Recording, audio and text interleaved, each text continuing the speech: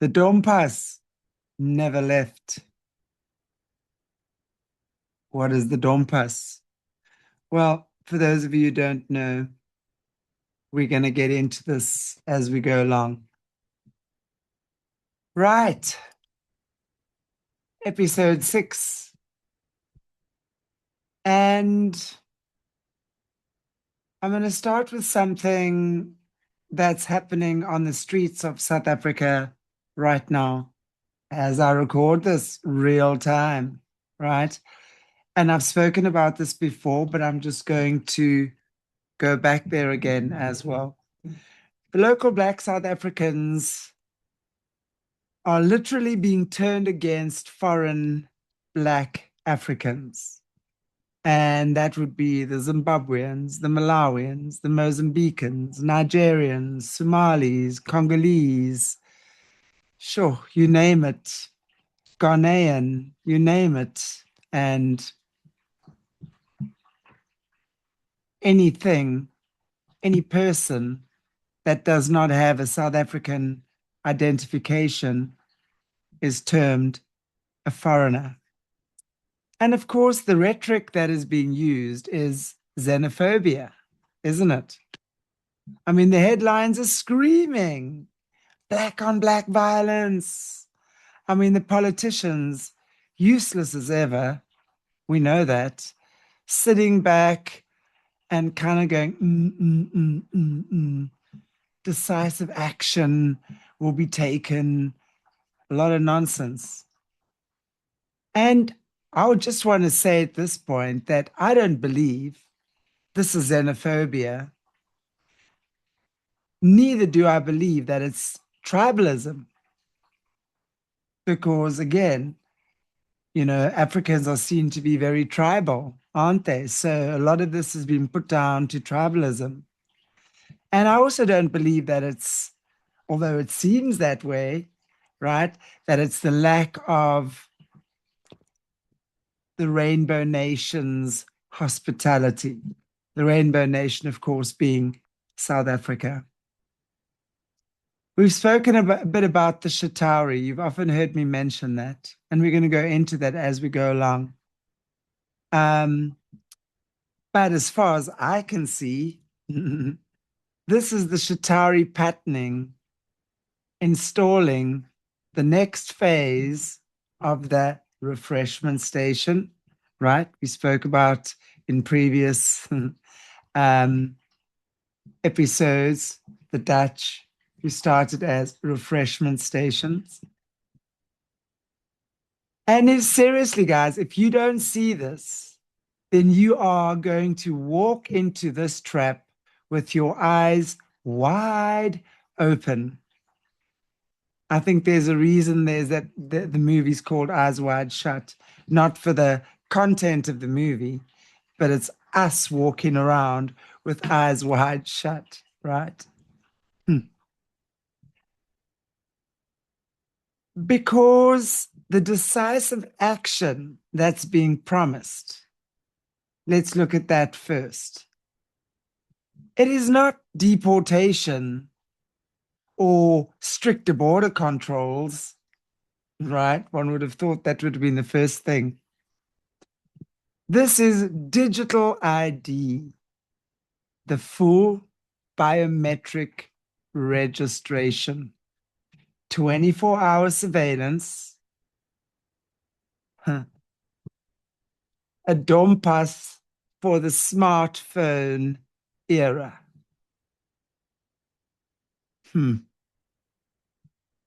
And they're going to be selling it to us as protecting South Africa from illegal immigrants and from foreigners, right?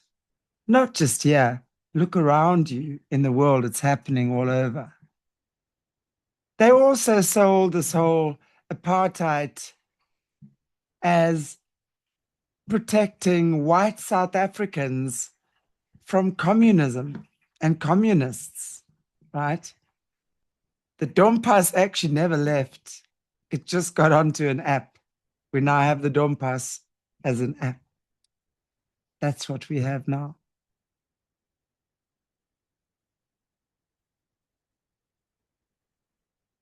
Okay. Let's look at the 1652 template, if you want to call it that. This whole pass system, right, as the architecture right now of this pattern. So enjoy with me. Put your feet up. Beverage of choice. Coffee, wine, whatever time of day it is for you. And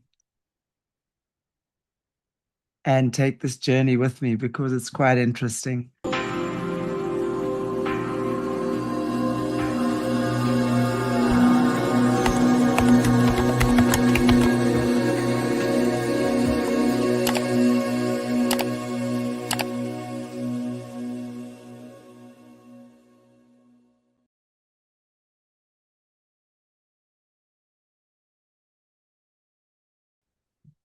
So let's go back quickly to episode 1, roundabout there, 1652, the refreshment station.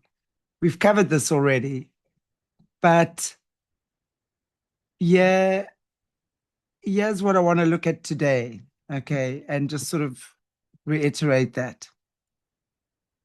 The Dutch did not steal land, right? Remember, initially, they certainly didn't.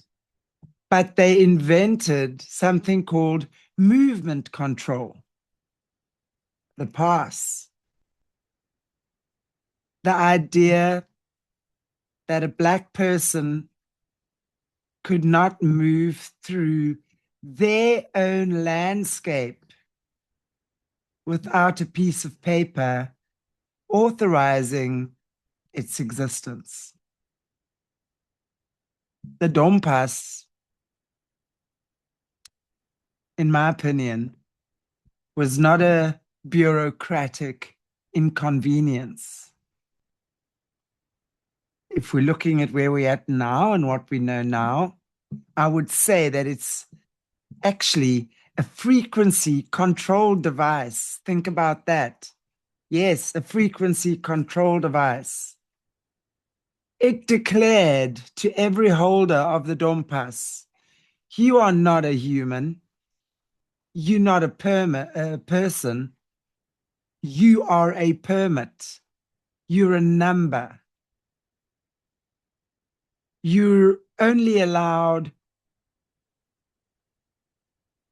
to move through the architecture if we allow it. Again, this, right? Okay, so let's fast forward to 2026, where we're at now. And the headlines, what are they saying? Not the Dompas, but they talking about digital ID for all, for everyone. They are actually saying there's biometric border management. They're telling us that to solve the immigration crisis, we need to know where everyone is, everywhere, at all times. Hmm.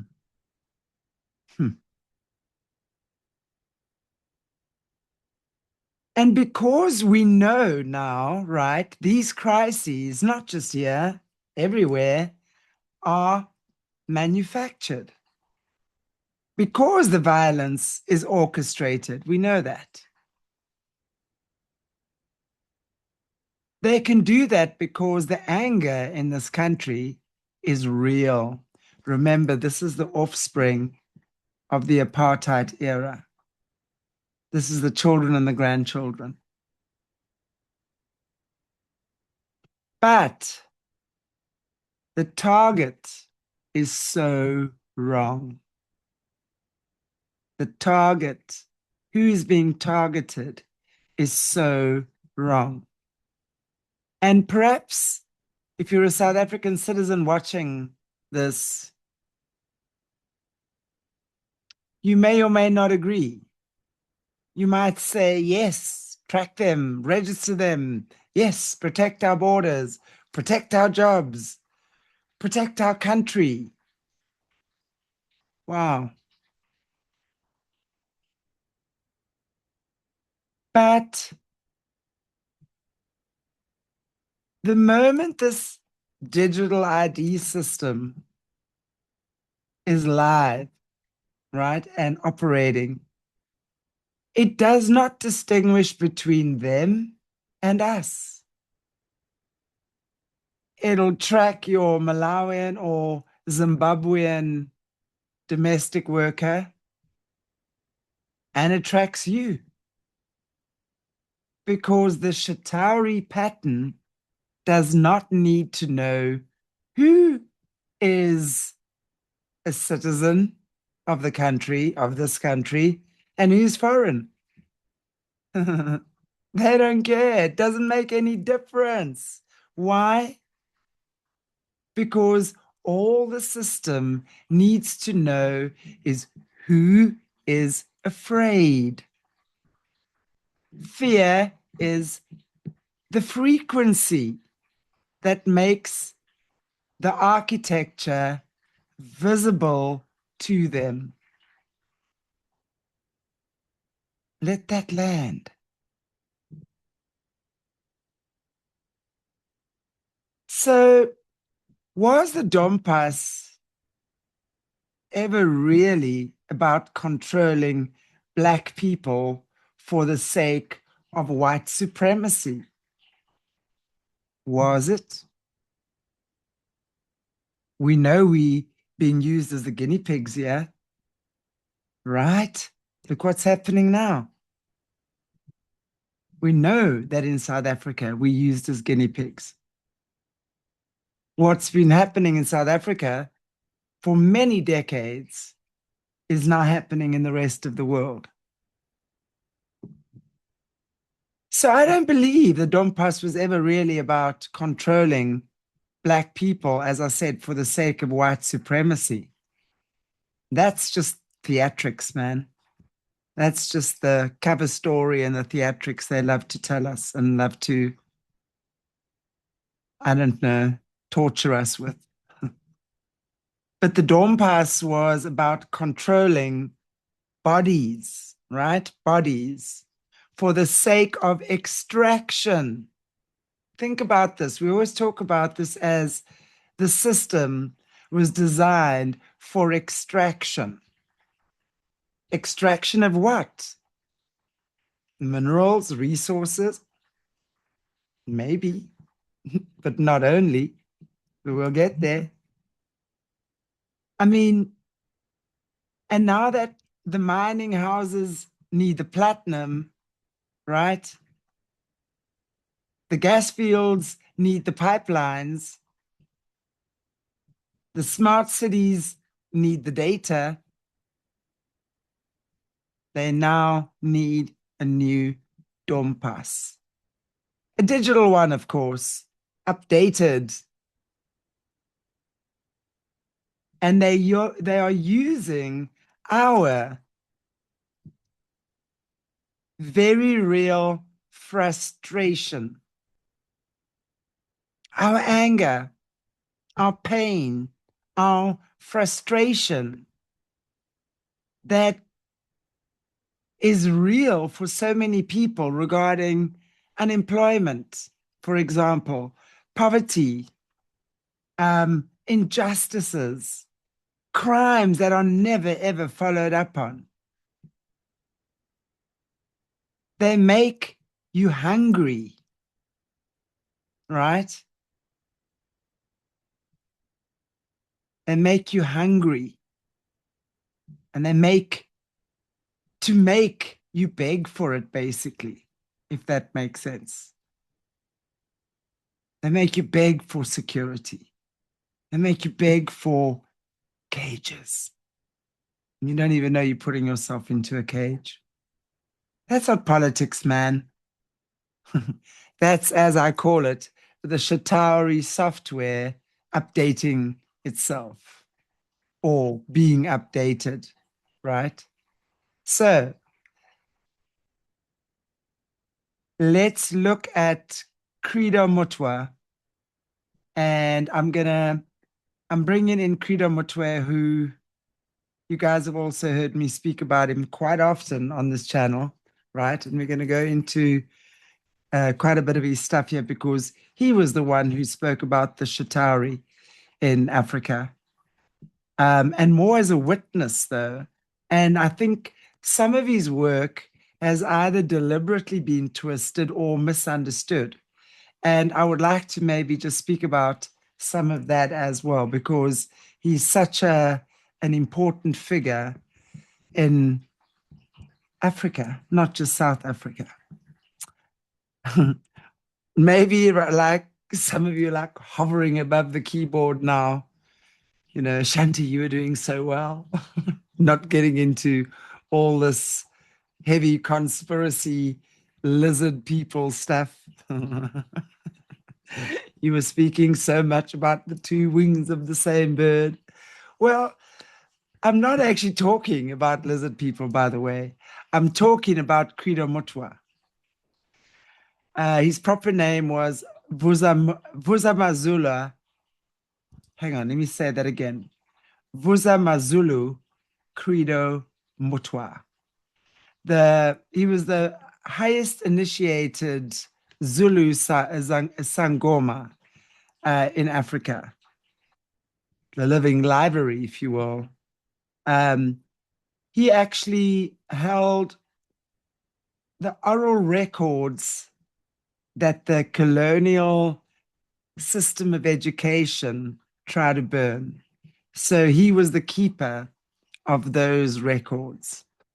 And of course, when the colonizers came in, we know that their aim was to make African people seem like savages, couldn't be educated, uneducated, right?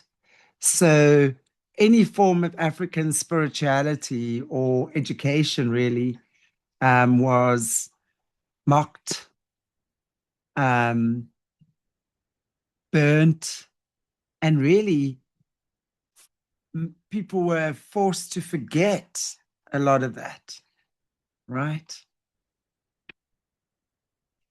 So here's what Credo Mutwa spoke about.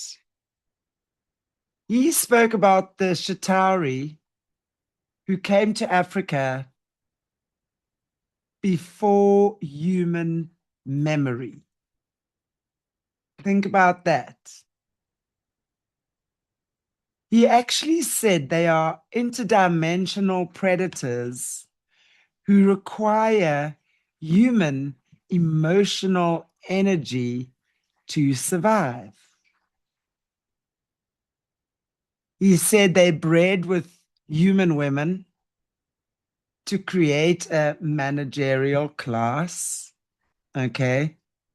A hybrid bloodline that looks like us, talks like us, sits in parliament like us, but serves the extraction of the system. What he did say was they do not eat food.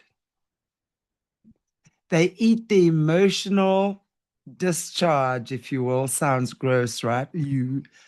Of all the negative emotions like the terror, humiliation, despair, what we call louche. That's what they feed off.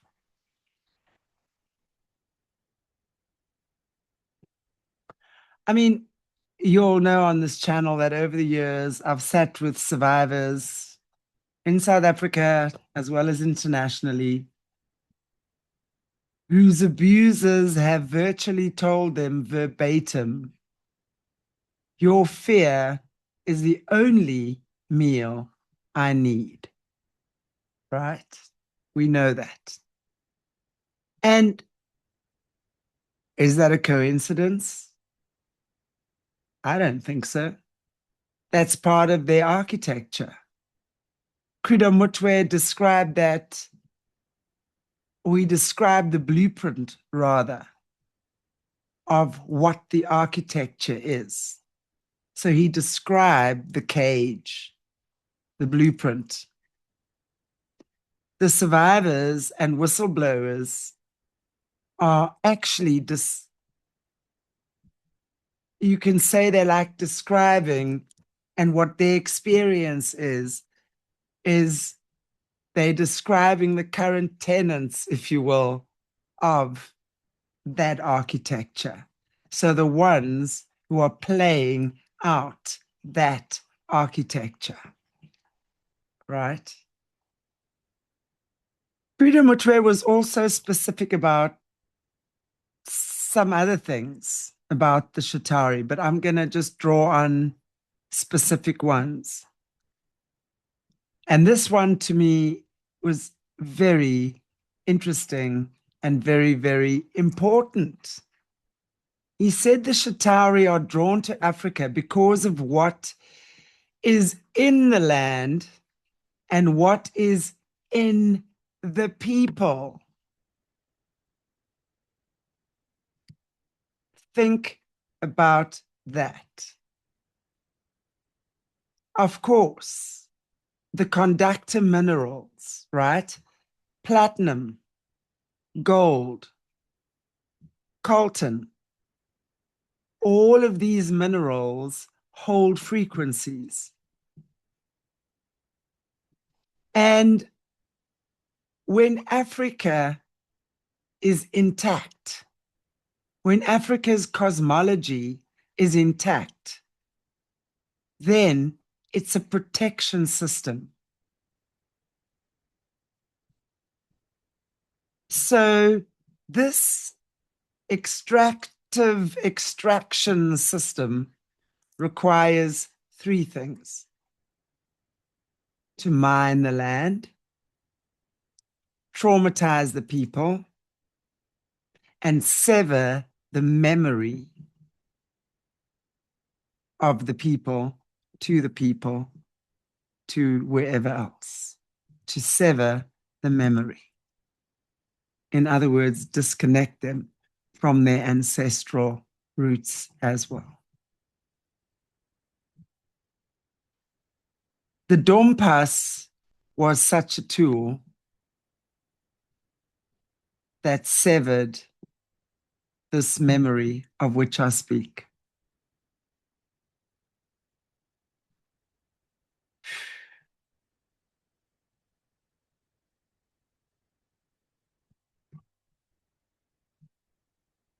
It made the grandfather, the Madala, forget he was a king because the paper said he was nothing.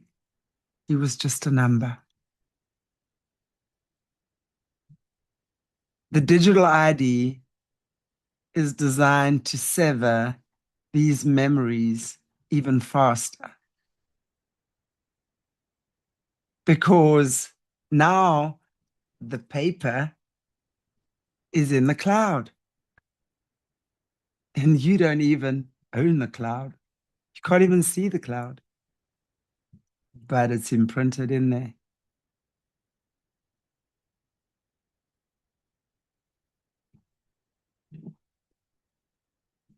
You know, just as a bit of a segue, yeah, I have to say the Dompas those days were extremely hard. I mean, it's very difficult for me, as I keep saying, to actually um, relive for myself, even as these memories, you know, as I talk about it again, because as a child on the farm, as you know, I've often spoken about the African kids. They're like our best friends, right? You play with them.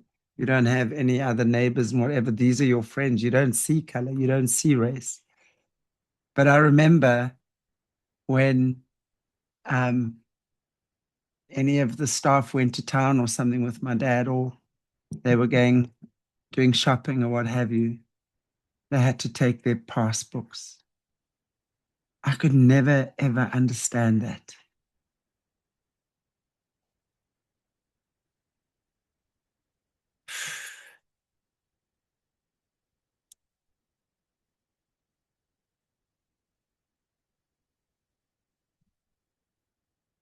And it's so true, when we talk about how the grandfather forgets he's the king. And in African tradition, culture is so important. Ancestors, respect for your ancestors is so, so important. Anyway, so let's move on to the next segment. Let's look at the three faces immigration as harvest. The three faces that are being used. So how are these faces showing up right now? Because I know that many of you are probably watching the news and seeing violence in, I don't know, Diepsloot, Katlehong, KZN, and feeling a mix of emotions: anger, fear, pain, sadness, loss, confusion, uncertainty. I don't know, maybe some of us are feeling a sense of relief because someone is finally doing something, right? But let me decode these three faces of the pattern as it is playing out in the immigration crisis today.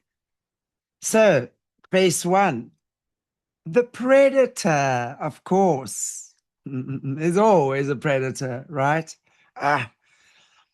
So that's the overt force, if you will, like Operation Dudula with their sticks, these Zulu guys with their leopard outfits on and shields and assegais, the mob violence, the burning of the shops, the beatings, the predator face that says, foreigners must get out, you're stealing our jobs, abahambe, abahambe.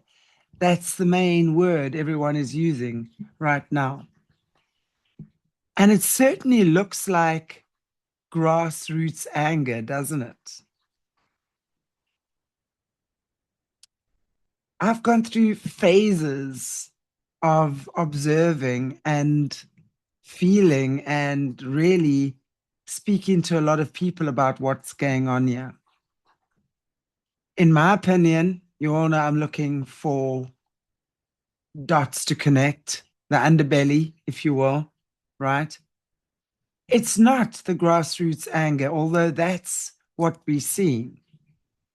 This is a theater of harvest. Energy is being harvested. So the predator face creates the footage that the news needs, that the media needs, right?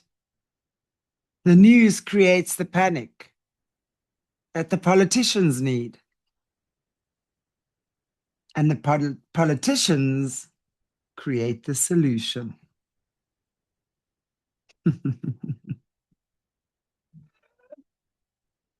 Oh, guys and girls, I hope we are waking up. So, again, in my opinion, the solution is never to fix the economy of South Africa and Zimbabweans. I don't know, both have to work or whatever. It's never been about that. The solution is always for the controllers to find ways and means that they get more control. It's always the agenda. More control, right? Phase two, called the broker. Ah, pour a tea or a whiskey or whatever, you know the vibe, yeah.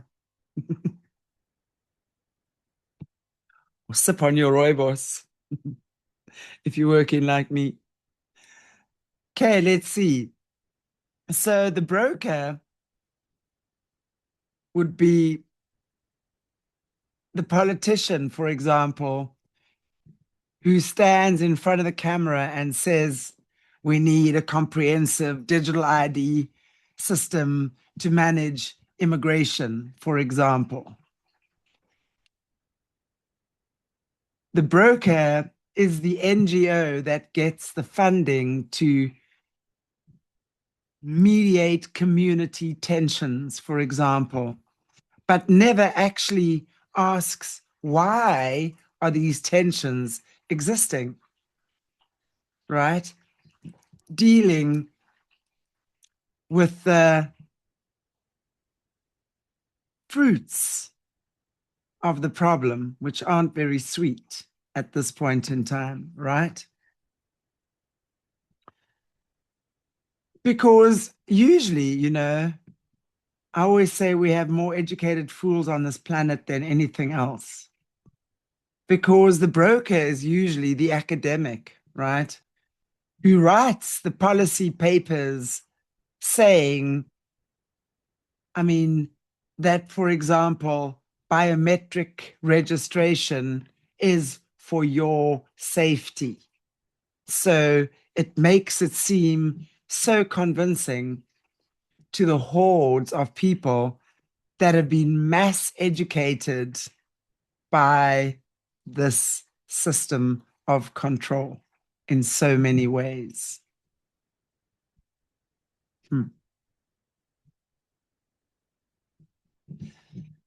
So in South Africa, the broker class, as I call it, wears a lot of different masks, don't they? Let's look at what some of those masks could be. It could be sometimes, for example, Julius Malema from the EFF shouting, open borders, right? Because that's what they are there for.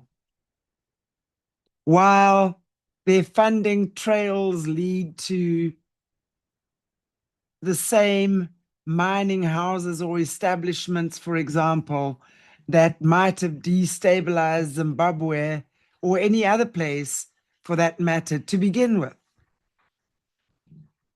Sometimes the DA is shouting, rule of law, right? I don't know. While the smart city donors sell the surveillance tech, which is one reason, by the way, that Elon Musk has been trying to get his Starlink in to South Africa and Namibia with such a vengeance, because that's all part of the surveillance system, by the way, right? The ANC usually pretends to be so confused about things anyway, as if they really didn't see this coming. Oh, oh, as if they are not already plotting and planning and haven't been planning this for the longest time.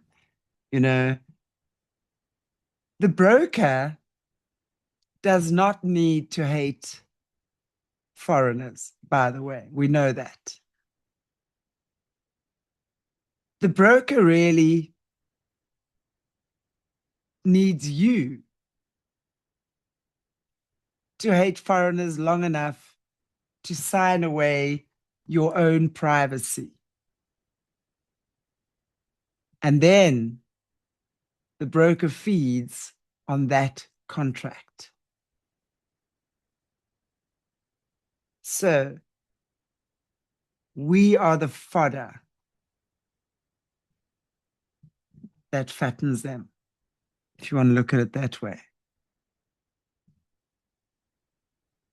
Okay, phase 3, the mimic. And the mimic might say, for example, but Shanti, if you're against digital ID, you are against progress, You're against safety and you all for chaos. Maybe, right? The mimic is the voice that makes you doubt your own perception. It kind of says in a way that the Dompas was bad because it was paper and apartheid, right? But digital Dompas is different. It's efficient. It's modern. It's African innovation, maybe, right? So the brainwashing has been carrying on for years, just upgraded in how it's done and the methods used. And now the amount of people that are actually being affected by that as well. So no, it is the same architecture with better branding. The mimic face wants you to believe that because the person selling surveillance is black, it cannot be apartheid. That is blackface, right? Not the American minstrel kind, right? But I'm talking about the South African kind. The system wearing a black face so that you will not recognize the hand that's handling the bird.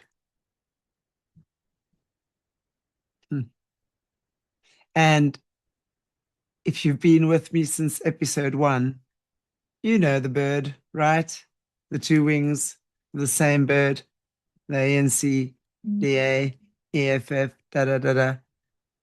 The left wing, the right wing, both flapping, both exhausting, both keeping the bird in the air, while the hand, the Rupert class, the Oppenheimer class, the Chitauri broker class, steers this bird.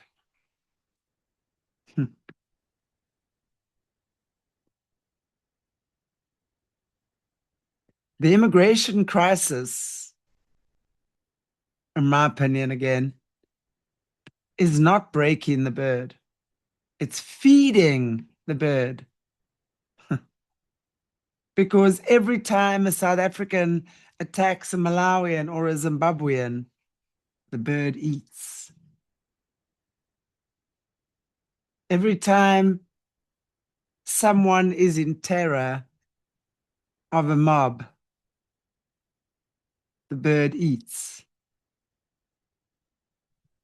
And every time someone says, we need the government to protect us, we need the government to make it better for us, the bird gets bigger and fatter.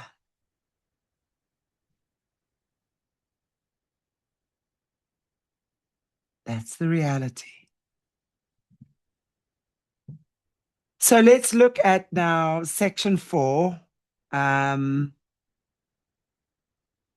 digital Dompas, as I call it. And why now? Why now? Why is this immigration crisis amplified right now? Why? So you've got to ask these questions. And I'm going to give you my opinion on why I think this is happening now. Because the next phase of extraction requires total visibility, right? Let's look at the smart city agenda. And again, we know now by now that's not a conspiracy. It's in the municipal planning of documents. Go read them if you don't believe me. And that requires everybody to be a data point, basically. The central bank digital currency, which is being piloted globally, right, requires every transaction to be visible. The social credit frameworks, which are and always have been tested in the global south first, require that every behavior to be scored. And you cannot do that with a paper Dompas.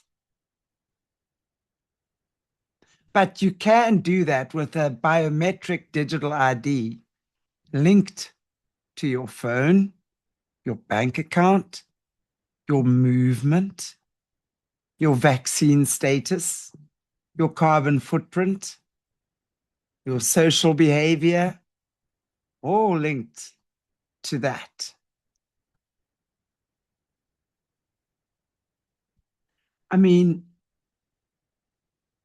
we've been doing this progressively. If you think about these smart watches that people are wearing, your laptop, the camera. I mean, we've been warned about this stuff for years, and we've kind of just been sitting back and allowing it, haven't we? And this, right, which I call the Chitauri pattern, the architecture of extraction, it needs you to ask for it or invite it in. It needs you and me to say yes to the registration of foreigners. Yes, to track movement. Yes, keep us safe in our homes. Everything is so terrifying out there. Because the moment we say yes to the architecture for them, you have said yes to the architecture for you.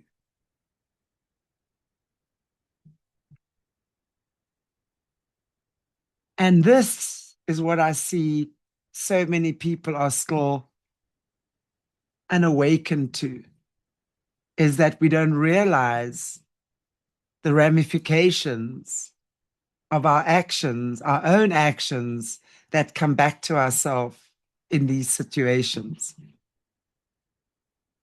Credo Mutwa also, I recall, said something to the effect that the Chitauri cannot take that which you do not give. That was Maury's words. And like we know, they require consent. Manufactured consent is still consent. And when a population begs to be caged because it's so terrified of its neighbor, right? Sure. Now that's a population that's been harvested down to the bare bones.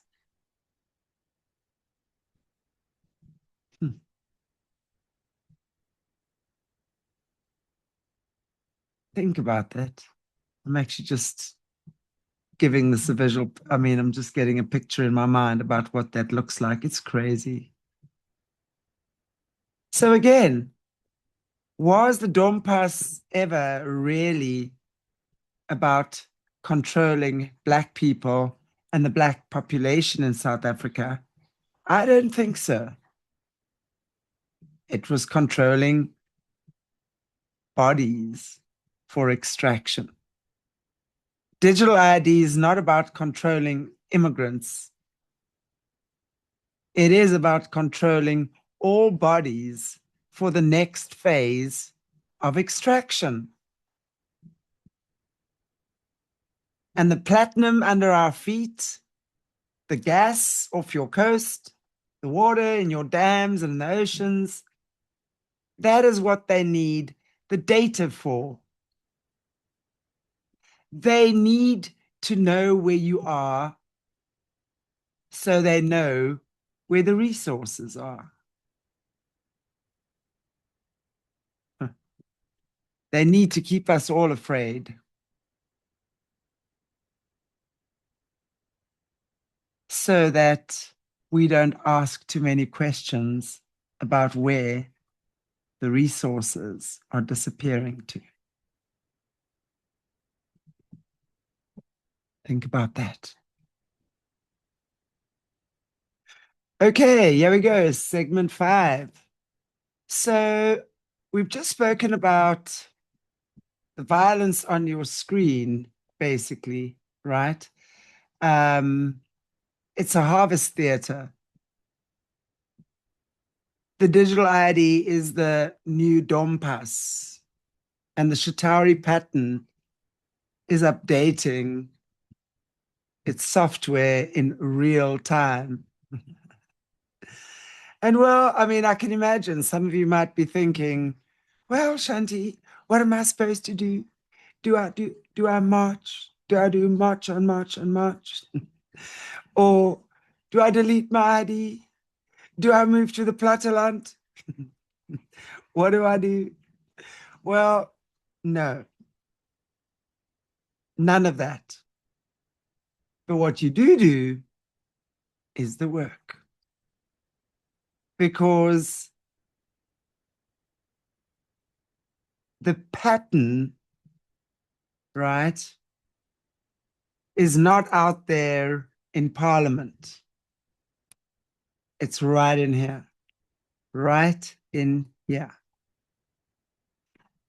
And if you are a South African or an African, your body knows the pattern. So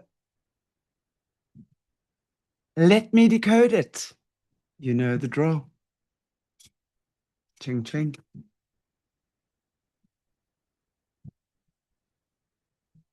It's late at night while I'm recording this, and there's things flying around all over in front of me. Okay, so let's decode your pattern, right? Because the pattern's in here. Where in your body do you feel it when you see, for example, in this case, the immigration headlines? It could be any headlines that are relevant to you. Is it rage? Is it fear?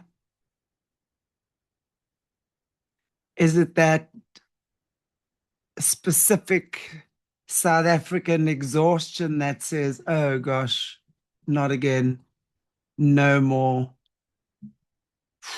another crisis, another riot, another war? I mean,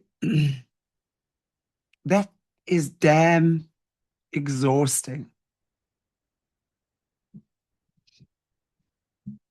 And what it really is, if we're talking in terms of frequency, it is your nervous system registering what I call the Chitauri frequency. The pattern does not need you or me to hate immigrants or locals, for that matter. It needs you to be so tired that you will accept any solution that promises you rest, even if that solution is a cage. Right.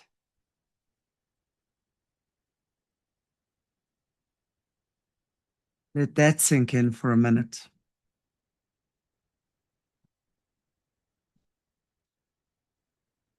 Stuff like this is never just about sinking in there, because when it does sink in, and when we do realize what's going on, it requires us to make some shifts, doesn't it? So let's look at the dismantling, yeah. Consciousness is the interruption. We've spoken about this before in some of my other shows. So when you feel the rage rising or the frustration rising in you, maybe pause for that nano minute and ask yourself, who benefits if I aim my rage at the Zimbabwean shopkeeper instead of at a mining house that collapsed his economy?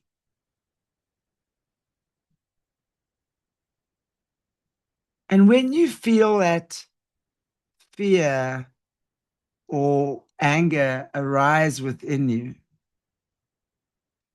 again, ask yourself,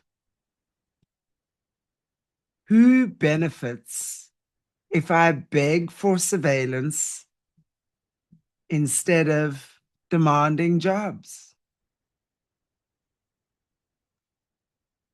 It's important that you can name the broker in real time. In other words, I can feel or I know that this particular politician is definitely harvesting my fear. The headline is feeding the bird.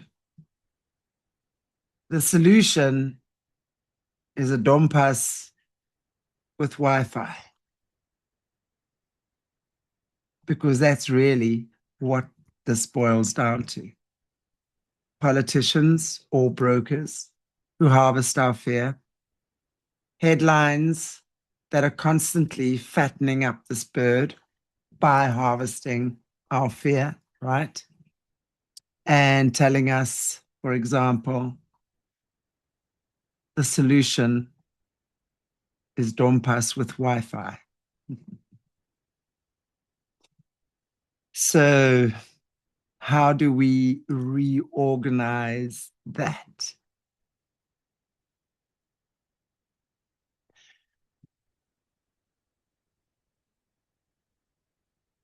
Some of you know the work I do on solutions with Shanti, the Ankara field work, the hexagon, the hum, the bees, the sounds, the bees, the bee sounds. And I'm not going to explain it all here, but the link is below.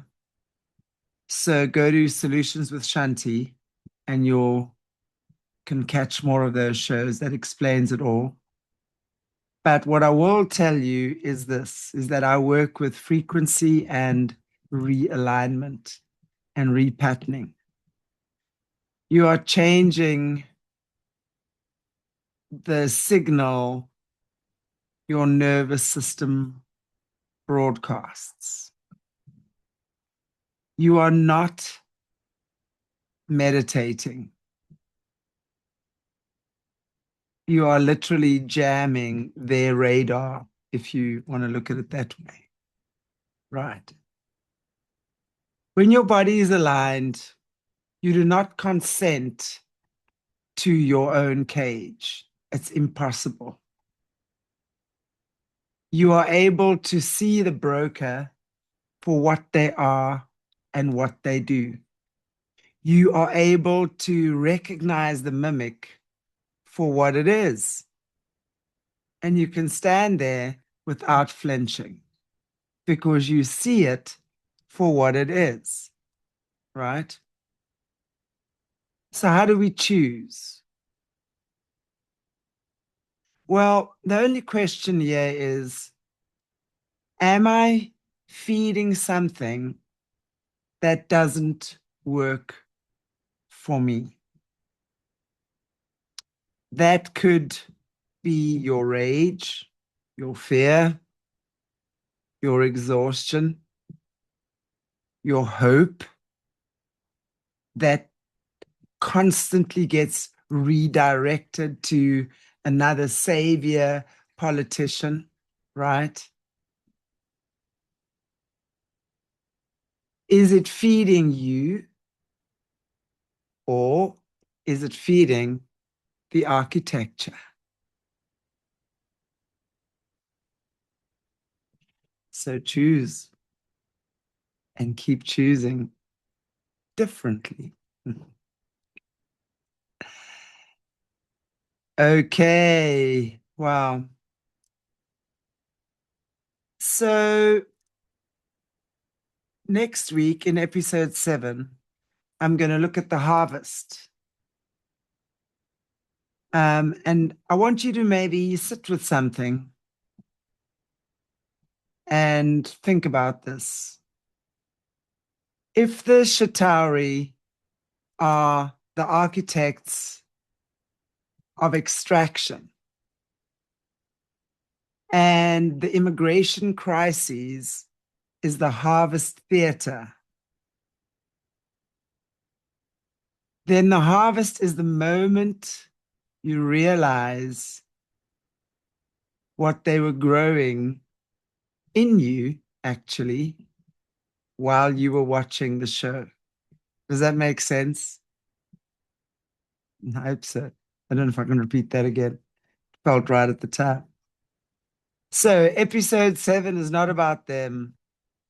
It's about what is in your soil.